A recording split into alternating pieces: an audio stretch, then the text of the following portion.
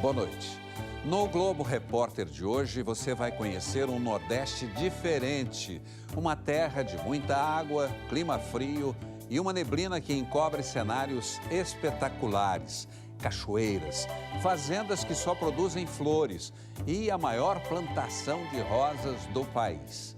Matas que já foram o quintal de muitos brasileiros se transformaram numa grande floresta. Cavernas intocadas, subterrâneos de pedra que a ciência ainda não conhece. Quem imaginaria que uma vegetação amazônica sobreviveria na região mais árida do Brasil? Nestas matas vivem animais que nos ajudam a entender a história do planeta. E uma imagem rara, nossos repórteres mostram o relógio solar no dia mais curto do ano. Mata Atlântica, mata úmida, ilha de frio, cercada pelo calor do sertão. Quando se fala em Nordeste, a primeira ideia é o litoral ou uma região muito seca. Aqui nessa terra surge um outro Nordeste, de clima úmido, que faz fronteira com a seca da Caatinga. Uma sucessão de cenários inacreditáveis. Uma terra que foi habitada por povos indígenas muito antes dos conquistadores europeus se apaixonarem pelas belezas e pelas riquezas daqui.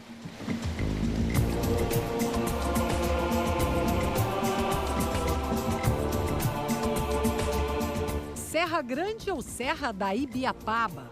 Na língua tupi-guarani significa Serra Talhada, por causa das rochas que cortam a montanha. Um lugar que também é conhecido como Chapada de Ibiapaba.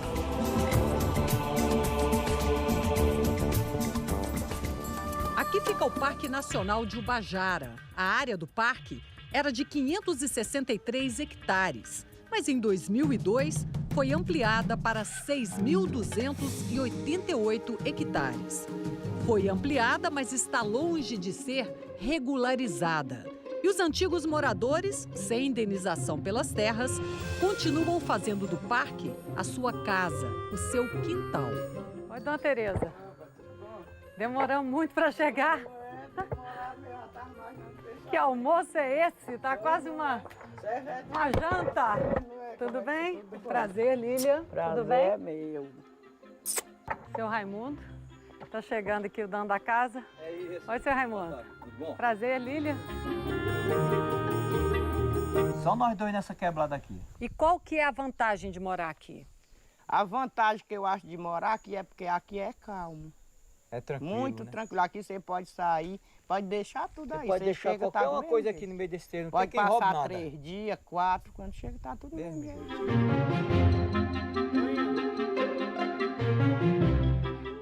Aqui não tem energia elétrica. O almoço é no fogão a lenha. A luz natural clareia a casa. A comida ainda cisca no quintal porque não tem geladeira. Toda a comida que é feita dura no máximo 3 dias. A localidade é chamada de Janeiro, mas nenhum dos dois sabe por quê. A casa nem é deles, tomam conta para um fazendeiro amigo. O senhor ganha para cuidar da terra aqui? Rapaz, é o seguinte, só para você ter uma ideia, eu não ganho nada aqui, sabe? Eu ganho um agradozinho. Seu Raimundo nos leva para conhecer o seu quintal, promovido a Parque Nacional. De repente, no meio da trilha, o paraíso. E o abismo das rochas que existe aqui há muito tempo.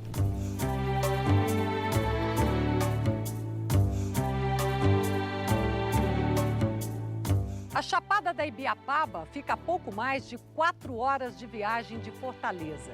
Mas na escala do tempo da Terra, ela nos leva muito mais longe, a um tempo bem distante. Acredite, quando estas montanhas ainda eram cobertas de neve, aqui começou uma história que nos ensina parte do que somos hoje.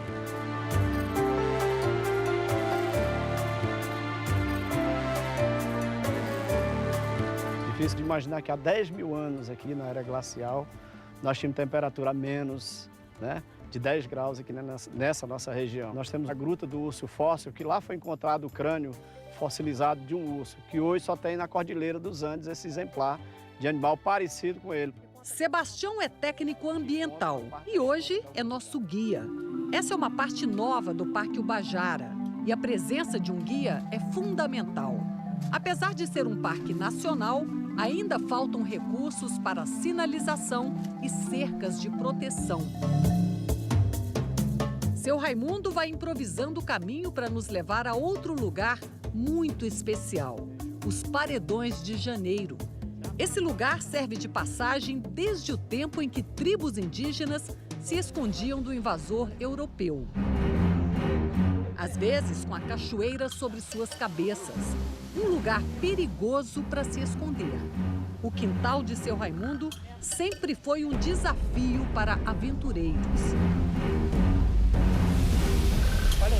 O gestor do parque nos conta que a parceria com os moradores é necessária nesse momento de transição. O seu Raimundo aqui é um parceiro, a gente, por enquanto a área não for desapropriada, enquanto o governo desapropriar e a gente ter o domínio da terra, a gente tem que fazer parceria com os proprietários, com os moradores, para que eles produzam e também nos ajudem a proteger essa riqueza. Nos despedimos de Raimundo e Tereza com um café à luz da lamparina. E vamos para a parte antiga do parque. Criada em 1959, a área de floresta guarda muitas surpresas. O teleférico do parque é um dos cartões postais da Serra da Ibiapaba. Ele desce 550 metros. Esse bondinho é uma alternativa para o percurso longo de quase 4 horas de caminhada do começo do parque até a Gruta de Ubajara. Isso sem falar na visão grandiosa, maravilhosa que se tem aqui de cima.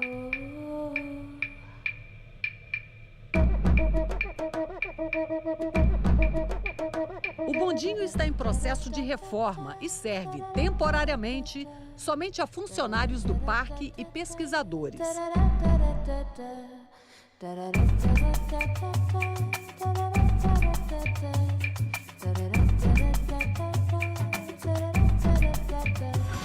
Mas a gente vai subir de novo e percorrer as 4 horas de trilhas cheias de história que levam até a Gruta de Ubajara.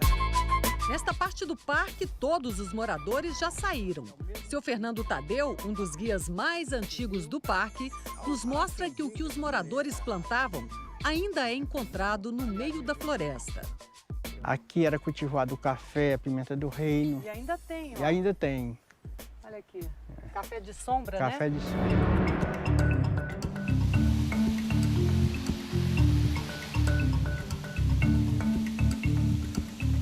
Nossa primeira trilha vai nos levar até o outro lado da montanha.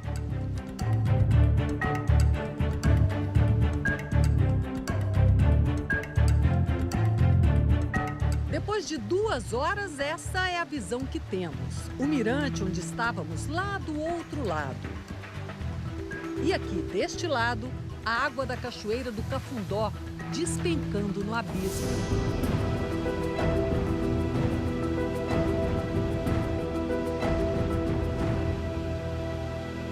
Vamos descer por uma trilha histórica. Esse era o caminho que levava as pessoas do distrito de Araticum até a cidade de Ubajara. São 7 quilômetros, que já foram frequentados por índios quando o chão era de terra vermelha. Depois veio o homem branco e colocou pedras. Pretendia ser uma trilha calçada, mas é, na verdade, uma pedreira bastante irregular. E seus riachos com pontes feitas de pequenas pedras são um convite às quedas. Todo mundo sente a dureza do caminho.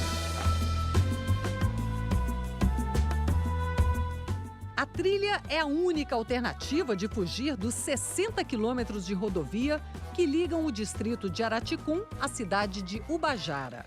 Há quase um século, os moradores usam a trilha para fazer negócios no comércio de Ubajara. Eles vão levando seus produtos para vender lá na cidade. Trazem os animais Sobem carregados e voltam e descem. desocupados. E era bem pior no início do século XX. A mulher, para dar luz à criança, tinha que subir aqui numa rede. Meu Deus. Então toda Hoje, a dificuldade tinha que passar por aqui. Tinha que passar por aqui.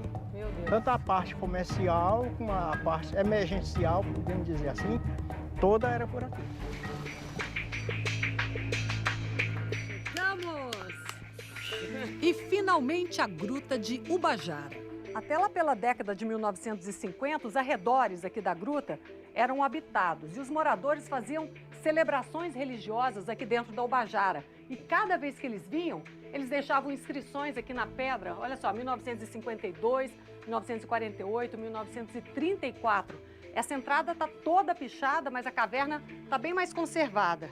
A gente vai entrar para mostrar. Vamos lá?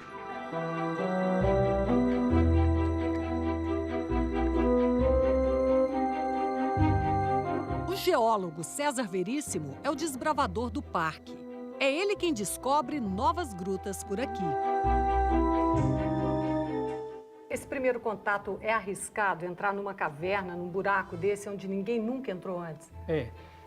Essa é a função, quando a gente topografa a caverna, do que a gente chama ponta de trena, né? Que é aquele que vai à frente de tudo, vendo a situação, vendo o risco, né? O perigo.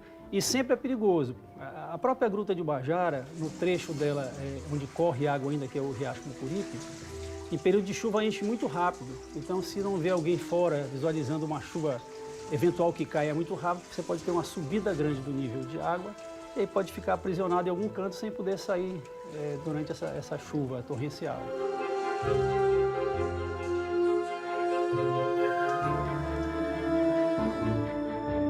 As cavernas da gruta se formaram pela ação do tempo e pela química, que mistura a água com outros elementos capazes de dissolver a rocha e abrir estes grandes salões debaixo da superfície do parque. Esse formato é muito comum de galerias formadas no nível da água, né, sob pressão. Então, esse formato arredondado, ele mostra a água atuando sob pressão na rocha. Seguramente aqui, a gente estaria submerso em água no período de formação da caverna. Né? Estaria sujeito à pressão da água, formando essas galerias. Essa aqui é a sala mais importante da Gruta de Ubajara, a mais bonita, né? Com as cortinas, escorrimentos, e aí tem um lustre no teto, que a água entra por essa fratura grande e forma uma espécie de flor.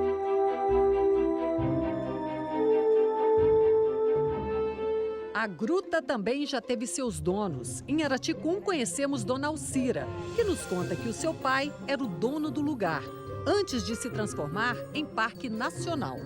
A gruta era dele. A gruta era do seu pai? Era do papai. É? Não que é. Comprou de quem? Ninguém sabe. A família de Dona Alcira nunca recebeu indenização pelas terras da Gruta de Ubajara. A herança que a família tem é uma pedra em forma de santa que a mãe de Dona Alcira encontrou dentro da caverna. Ela sempre chorava porque ela dizia que a gruta era a vida dela, que ela foi criada, né? Criado os filhos, cresceram os filhos tudo lá. E teve que se sair de lá porque o Ibama teve que vir tomar de conta e ela teve que entregar. Acho que a única coisa de história toda que ficou na vida dela foi essa imagem.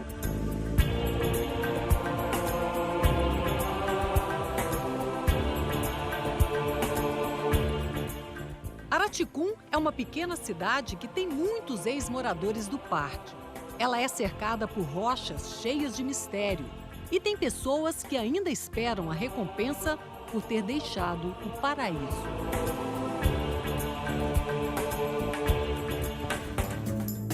A neblina que invade a serra no meio da Caatinga, a maior fazenda de rosas do Brasil, e casarões históricos com quase 200 portas e janelas. É daqui a pouco.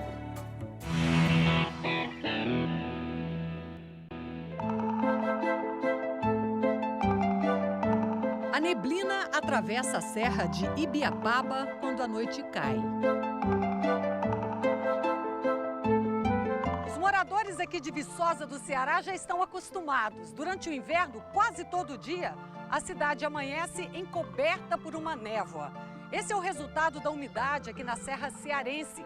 Nem parece que a gente está em pleno Nordeste. Olha eu surgindo aqui no meio da neblina. E a temperatura é agradável até quando o céu fica limpo, de 15 a 20 graus em média. E ao longo do dia, o sol vai revelando novas surpresas pelo nosso caminho. Depois da viagem, eu me sentei aqui para observar essa região. Até onde os olhos enxergam é tudo lindo, verde. Mas o mais surpreendente está aqui bem perto de mim. Um tesouro para essa região. Água limpa, transparente em muita quantidade. Um paraíso escondido entre as pedreiras do Nordeste.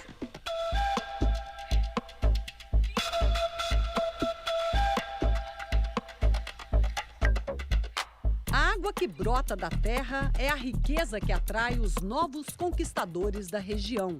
São pequenos produtores de flores que saíram das grandes cidades para recomeçar aqui. Por que a senhora escolheu Ubajara? É por causa do clima? Esse clima ajuda? Ajuda, exatamente pelo clima. Eu tive conhecimento que tinha outras pessoas que já estavam iniciando na Redondeza, né? Em outras cidades vizinhas. E eu disse, então, se dá lá, Ubajara vai dar. A perspectiva é boa. Aqui na Serra Grande é o lugar da maior fazenda de rosas do país. Outra vantagem desse clima frio e úmido é que ele faz bem aos olhos. Por causa dele, o Nordeste fica assim, colorido. É difícil de imaginar, mas uma boa parte das flores que a gente encontra em muitos lugares do Brasil vem daqui, do Ceará. Um mercado em plena expansão. Nós estamos com 372 empregados, hoje entrou uma pessoa, todos os meses nós temos contratação. E vai melhorando a vida de muita gente. A família do João é grande e precisava de emprego. Coube todo mundo na fazenda de rosas. Irmão. Sogra. Primo. Esposa. Você foi o primeiro? O primeiro. E depois trouxe quem? Eu trouxe meu irmão, Eliseu. Foi difícil de convencer a sua mulher? Foi ela que me convenceu para trazer ela. Ah, é? Foi.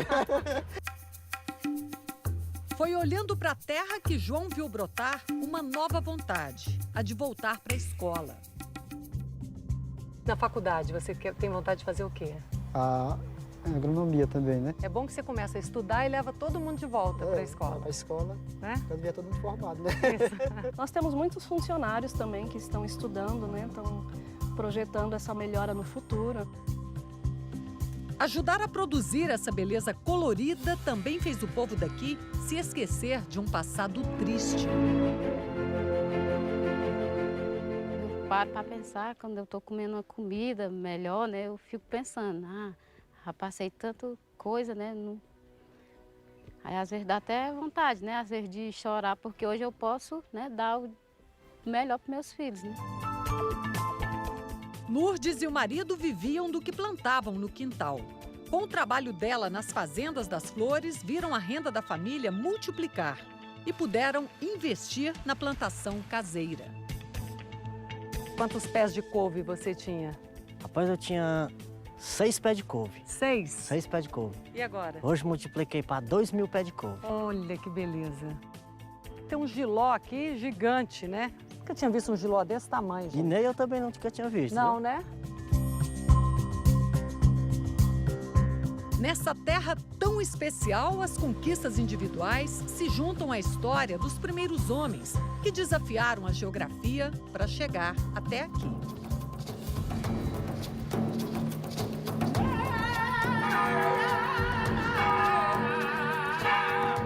Na Serra da Ibiapaba já viveram 6.000 índios de tribos diferentes. Quando chegaram os primeiros colonizadores, começava a nascer o Ceará de hoje.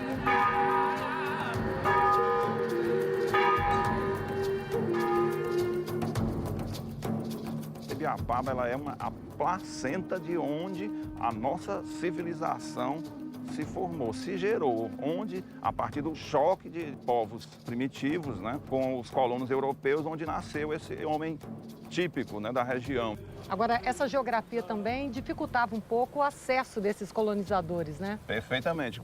Quando os europeus chegaram, né, principalmente os portugueses, eles se depararam com esse paredão enorme, né? E isso inviabilizou a conquista com a cavalaria. Os seus cavalos, as tropas portuguesas se mobilizavam rapidamente com as montarias, né?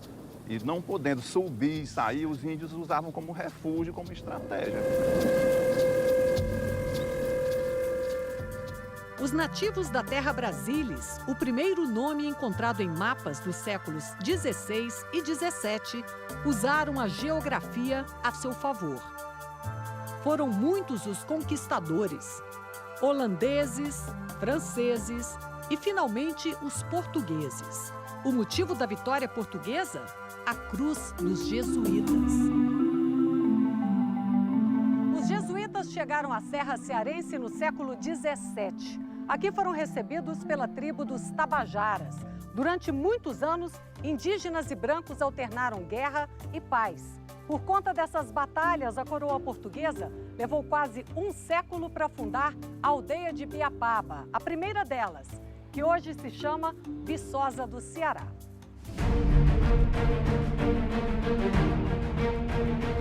A figura do deus cristão afastava os nativos de suas tradições. Antes da chegada dos colonizadores, os nativos podiam ter várias mulheres e as mulheres também podiam ter mais de um companheiro.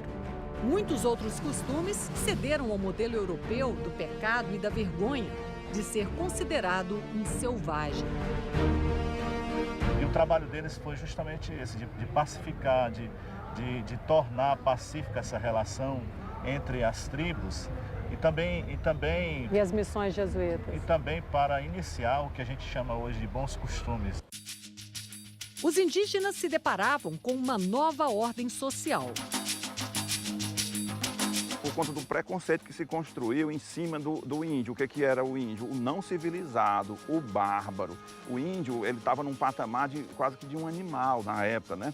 Aí, então, para mim, admitir ser índio, era eu admitir que eu era um selvagem, um bárbaro, um animal. Então, para ter até a autoestima preservada, ele negava. Não, eu não sou índio, eu sou cristão, eu vou na missa, eu frequento a civilização, eu visto roupas, eu falo a língua de vocês. Esta busca por uma nova identidade indígena está nas páginas de um dos romances mais famosos da nossa literatura. Na ficção de José de Alencar, o guerreiro Irapuã se apaixona por Iracema. Mas ela entrega o seu coração a um guerreiro branco europeu chamado Martim. Iracema morreu no parto daquele que seria o primeiro cearense nascido da mistura entre indígenas e brancos. José de Alencar se inspirou neste cenário para criar a Virgem dos Lábios de Mel. Aqui na Bica do Ipu, Iracema se banhava e nascia um romance nacionalista que transformou a guerra entre indígenas e brancos num caso de amor.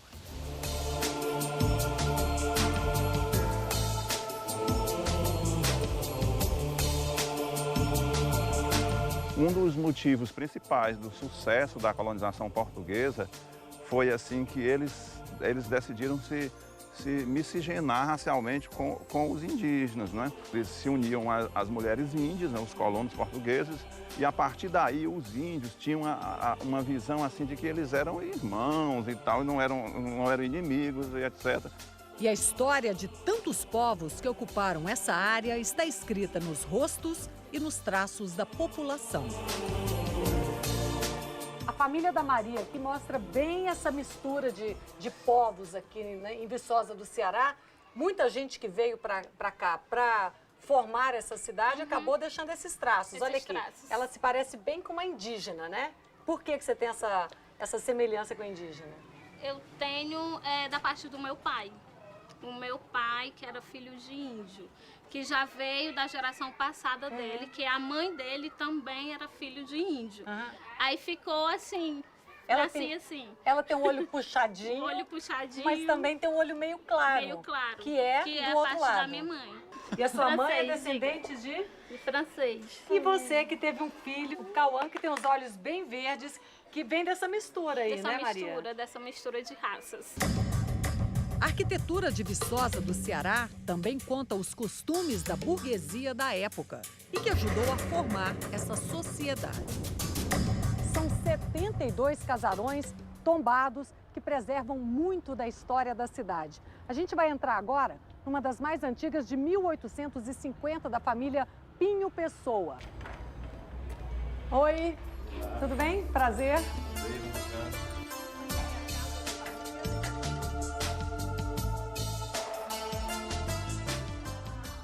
Como essa casa é do século XIX, né? Então nessa época não havia geladeira, fogão era lenha, etc. Tinha empregados babás, né? Esse tipo de empregados bem mais próximos. Tinha pessoas encarregadas de botar água, pessoas encarregadas de encerar o chão. A gente tem aqui também uma característica impressionante dessa casa, que é muito característica das casas de antigamente mesmo, né? São 186 janelas e portas, 43 metros de corredor, que mostra bem o tamanho dessa casa. Liga uma rua à outra. Essa é uma casa que cabe história.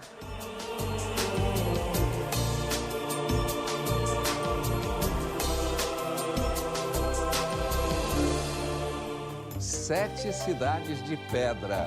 No dia mais curto do ano, nossos repórteres mostram o espetáculo do sol atravessando o relógio pré-histórico. Voltamos já já.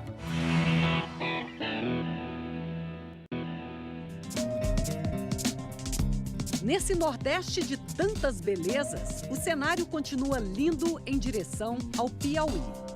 300 quilômetros depois da Serra da Ibiapaba, chegamos ao Parque Nacional das Sete Cidades. Berço dos primeiros peixes e de uma história rica. São 7 cidades de pedra que brincam com a nossa imaginação. E dá para fazer esse passeio no tempo de uma forma bem simples. É uma viagem ao passado que pode ser feita de bicicleta. E aqui é um dos monumentos, o Arco do Triunfo. E é o seguinte, quando se passa aqui pela primeira vez, pode-se fazer 3 pedidos. Mas não pode pedir para casar, para ficar bonito ou para ficar rico. Sei que é difícil, né? Tem gente que até desiste. Mas eu vou fazer o meu e vou passar por aqui. Vamos pedalar.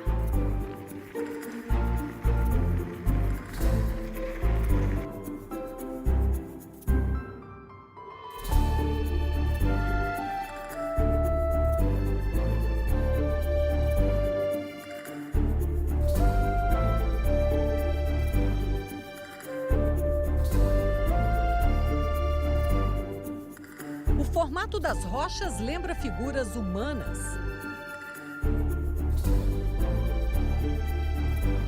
Animais.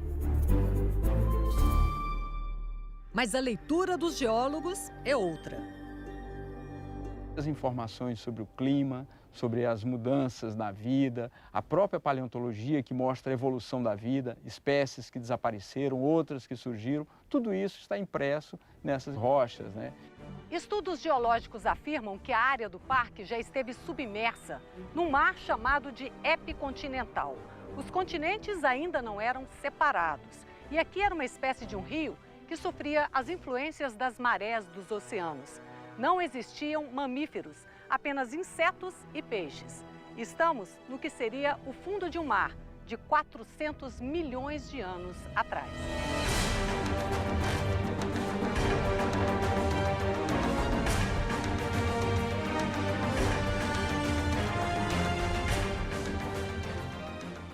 Todo esse pacote de rocha guarda informações preciosas e únicas e funcionam como se fossem enciclopédias com vários livros, com capítulos que a gente, na verdade, busca ler as rochas. A função do geólogo é ler as rochas. E o que está escrito nessas rochas Bom, aqui? Nessas rochas aqui, parece uma cobra, né? As pessoas imaginam uma cobra aqui, que na verdade corresponde a um antigo canal fluvial. O rio chegando no mar e depositando as areias, depositando os sedimentos mais finos nas laterais do canal e mais para frente a gente encontra o mar. É esse o contexto que nós conseguimos identificar aqui. E que confirma que isso aqui foi o mar. Que confirma que a gente tem uma sedimentação continental, que seria o rio, desembocando numa região de mar.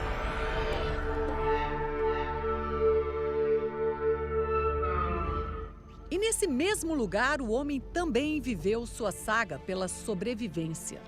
O solstício do inverno, aqui no hemisfério sul, significa uma época em que o Sol incide com menos força abaixo da linha do Equador. É o início de um tempo mais frio. Antes da era cristã, ele marcava em muitas culturas a data do Ano Novo. Depois, com a chegada do cristianismo, isso se tornou um ritual pagão, já que o Sol perdeu a sua categoria de Deus. Aqui no Parque das Sete Cidades, o solstício é marcado por um espetáculo da natureza que tem a precisão de um relógio suíço. É só ficar de olho aqui nesse buraco e a gente está preparado para isso. O solstício de inverno é uma data no calendário solar usado pelos povos pré-históricos. Esse ano ele ocorreu no dia 21 de junho, o dia que assistimos este espetáculo.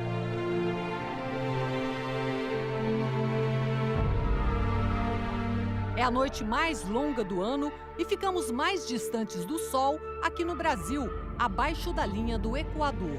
Em muitas culturas, era o dia do Ano Novo e o início de um novo tempo para fertilizar a terra.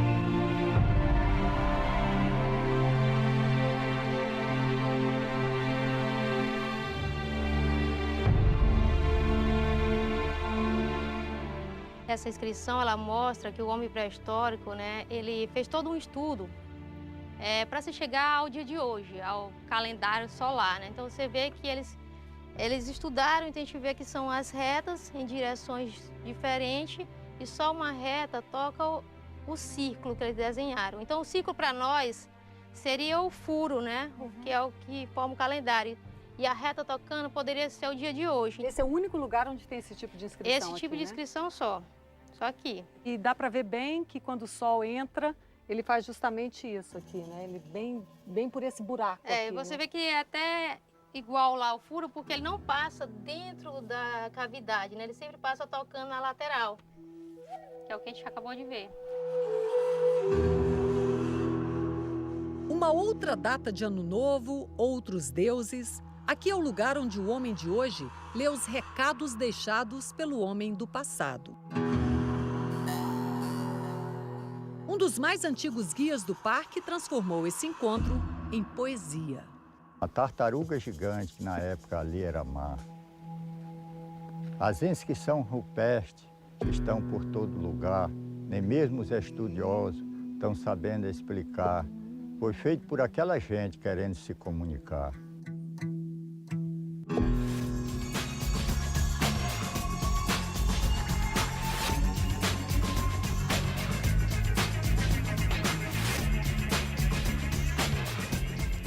Os pequenos animais que nos ajudam a entender a história do nosso planeta.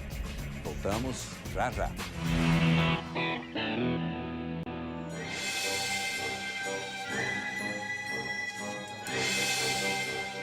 Brejos, matas úmidas, tudo no topo da Serra de Ubajara.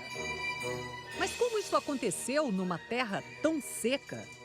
Milhões de anos atrás, a Mata Amazônica expandiu, a Mata Atlântica também, e ficou aqui. O que aconteceu? Depois que mudou o clima, ficou mais quente, elas retraíram. Então ficaram essas partes de mata úmida, ficaram ilhadas nessas serras que a gente chama de brejos de altitude. Então por isso que tem uma vegetação, tem uma fauna tão diferente do entorno que é a Caatinga. Isso explica por que espécies da floresta amazônica são encontradas aqui no Ceará. Então tem uma espécie, aliás, 3 espécies lá na Amazônia. Eles pulam, não tem condição de sobreviver na Caatinga, porque as condições são outras. Eles vão ser encontrados aqui nos brejos. Este sapinho é um desses que ficaram na Serra de Ubajara antes das florestas se separarem. Ele termina trazendo essa informação pra gente. Quer dizer, no passado ele conta um pouco dessa história. Isso, no passado essa mata foi, a Mata Amazônica já foi junto com a Mata Atlântica, né, aqui pelo Nordeste. Acompanhamos a professora Diva e entramos num universo bem exclusivo do brejo e de seus habitantes. A gente está aqui no meio do mato, então a gente está com essa perneira aqui, ó, que ajuda a proteger, porque além de sapo, pode ter cobra também por aqui, que é uma região que tem muita cobra. As cobras, elas vêm porque muitas usam os anfíbios de alimento. Olha aí, tá vendo? Professora, isso aqui é uma sinfonia de sapos, né? O interessante é que cada espécie tem uma vocalização específica, ou seja, que só aquela espécie canta daquele jeitinho. E só a fêmea daquela espécie que vai reconhecer o canto do macho. Por que eles fazem esse papo na hora de cantar? É o macho, só o macho que vocaliza, né? E ele faz isso para poder emitir o som, que é a atração sexual dele, chamando a fêmea.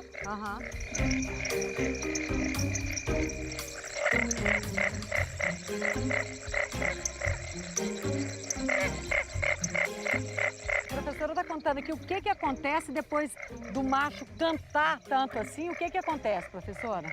A fêmea que se sente atraída vai chegar perto e ele vai dar um abraço, que a gente chama de amplexo. Né? Então ele abraça a fêmea e aperta para ela soltar os óvulos. E ele solta o esperma com os espermatozoides e a fecundação é externa. Tem vários tipos. São mais de 40 tipos de reprodução, de modos reprodutivos. Mas às vezes acontece do sapo cantar aí a noite toda e a fêmea não se interessar. Também pode ser. E também pode ser que outro macho se aproxime, né, e ele possa abraçar por erro. Ou por opção também, né?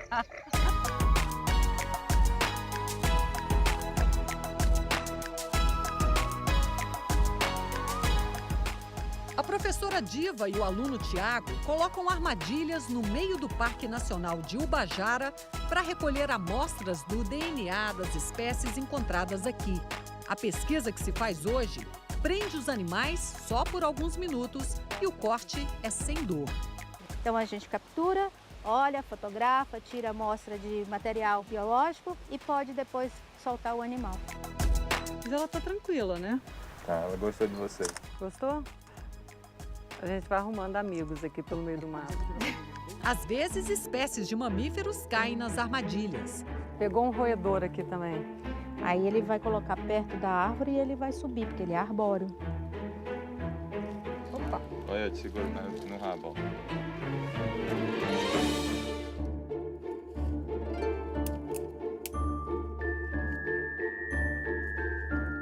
Lagartos de vários tipos também são encontrados. É um animal arbóreo, então ele tem os dígitos bem longos. Os dedos, né? Longos, olha, que é para poder abraçar nas árvores, nos galinhos, né? Então, é exatamente isso que ele está fazendo no meu dedo. Isso, grudando, né? Pequenos animais que também ajudam a contar a história do nosso planeta.